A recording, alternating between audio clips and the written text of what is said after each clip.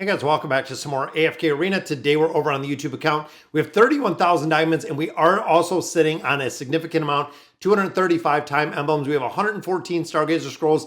Now we are saving those because we know there are two new heroes that are going to be coming pretty soon. In today's video, we're going to be checking out Eugene, looking at the skills and ability he possesses. So let's go ahead and take a look at it. All right, guys, so here are the skills and abilities for Eugene, the Fool of Chaos. As you can see, it looks like he is a mage. Now, this has been wrong before. We've actually seen it with a couple heroes through the time with AFK Inside. But overall, it looks like he is going to be an intelligence mage, and that is what a lot of players were saying. Now, with a lot of the mages that we do see within AFK Arena, a lot of them are kind of a damage dealing support hero is what we normally see, guys. So let's run through these skills and abilities.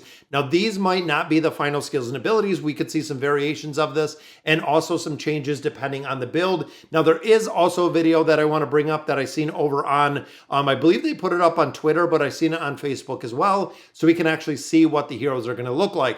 Now, the ultimate ability, Chaos End, which we know both of these are going to be hugely powerful Celestials and Hypogens just based on the lore in the story.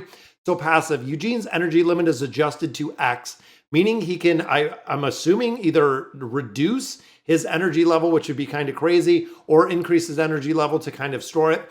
Casting an ultimate will consume X energy with the cooldown of X seconds. Now, the active ability, Eugene deals X damage to all enemies. This is going to be similar to Ainz. This is going to be similar to the Awakened version of Belinda. Is going to do damage to the entire battlefield, guys.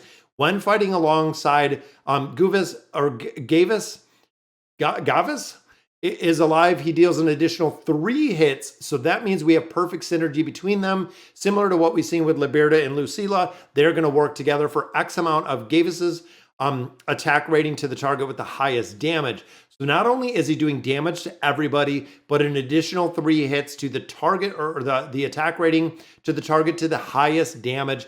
That is right, guys. It is going to specifically target the highest damage dealer. In here, level 2 myth, when casting the ultimate, magic cores on the battlefield will detonate and inflict Infernal Surge, which I think is another ability. Each detonated magic core increases the ultimate's power by X attack rating up to a cap. Then, of course, level 3, each detonated magic core permanently increases magic pierce by X points. So, of course, building out the collections in here, guys, are going to be huge based on the magic pierce that he's going to have in there.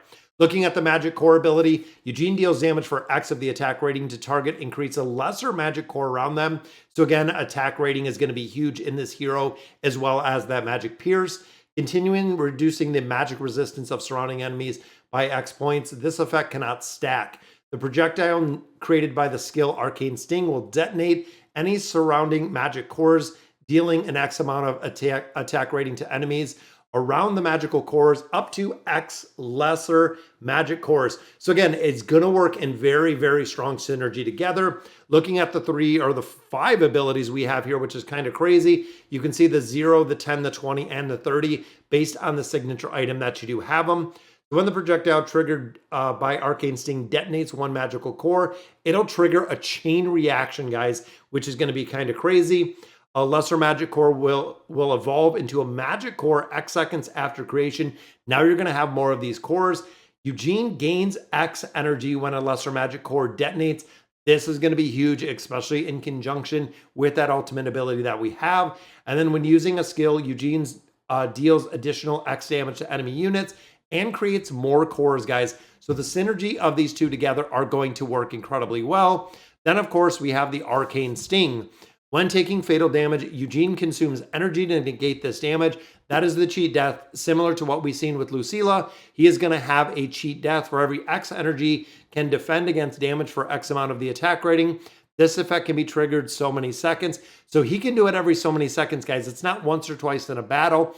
It is every so many seconds. When the ultimate cooldown resets, but the energy is inefficient, Eugene will consume his own health instead, which is kind of crazy for a passive ability. So it's going to be difficult to actually kill him.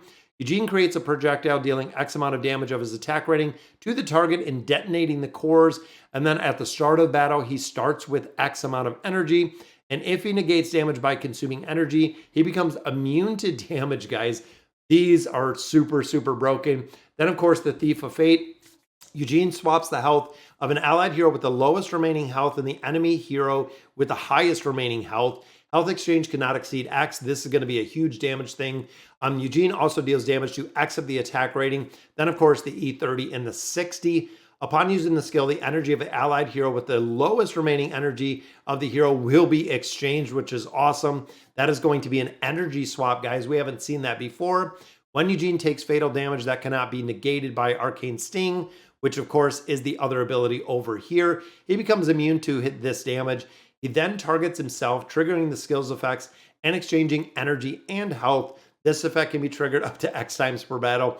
Super broken hero, guys, when you look at the big picture of what we are seeing here. And then the deceptive nature, when an allied hero accumulates X energy reduction from enemy heroes, they restore X max health. When the X max health is lost, they recover it back in energy, guys. Kind of crazy to see the build on this. This is going to be really, really cool to see. And then, of course, this is only one of the 2 heroes that we have. But let's hop over, guys. We're going to pull up the video so we can check him out and see what this actually looks like in combat. But I am really, really impressed with the skills and abilities. And I feel like both of them, guys, are going to be a requirement or probably staple within AFK Arena. Let's go ahead and pull up those videos and we'll take a look at them. All right, guys, so here is the video. Again, this was shared on Twitter. It was also shared on Facebook. But you can see here is how the hero looks. And I believe this is just the trial version. Overall, pretty impressive on the build, guys. But looking at his ability, so, okay, little animation there with the cast.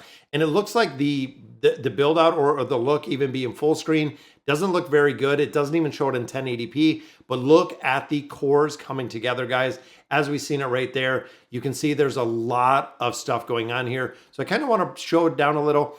So right there, boom, there's another ability. You can see the cores kind of pass, but here is the ultimate, guys. And all of the cores do come together in the middle, and it just literally blows up the entire battlefield. And there's the ultimate. Now, that was very, very short, very, very quick that we got to see that. It is actually right at the very end of the video. But you can see, guys, he stays stationary, which of course, Mage, it seems like he is going to be stationary the entire battle, but the SP effect looks absolutely amazing. I cannot wait to see what we're going to get with his heroes. Now, overall, in addition, a lot of players are wondering if we're going to get, you know, what kind of time emblems we're going to get from these. We're going to look at that in just a little bit because there is going to be a lot of time emblems. They said, you know, there's going to be a lot of time emblems with the hero release, with the stained glass window, also with the events that are going around this whole War of Truth. So we're going to see a lot around it. And we do also have another hero to check out. So, all right, guys, so that's going to do it for today's video. Let me know in the comments what you guys think. And as always, thank you guys for watching.